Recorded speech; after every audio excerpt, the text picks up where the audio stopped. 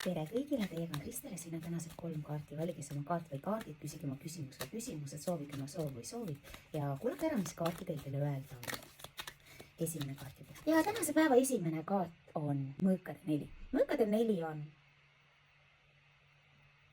unekaart. See räägib pikast unest, justkui nagu talveunest või nagu te näete, siin on see okasroosikene, kes magab oma 100-aastast und.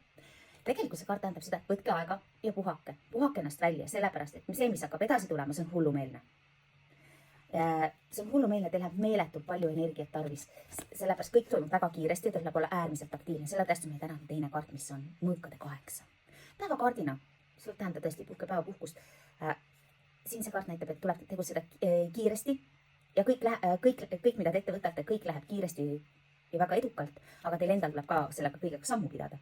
Ja kolmas kaart tähendab seda, et teist oleneb väga palju nüüd teie energiaressurssidest, sellepärast, et see kaart näitab konkurentsi. See näitab seda, see on sauade 7, see näitab konkurentsi. Just nimelt, ütleme, kui te kandideerite tööle, et teil on ka teised tugevad konkurendid. Teil läheb hästi, aga fakt on see, et täna peate ennast välja puhkama. See näitab konkurentsi, see näitab, et teil on palju tegemisi. Aga teil on väga head ressursid, nagu te näete. Te olete siin mäe tipul võrreldes teiste konkurentidega.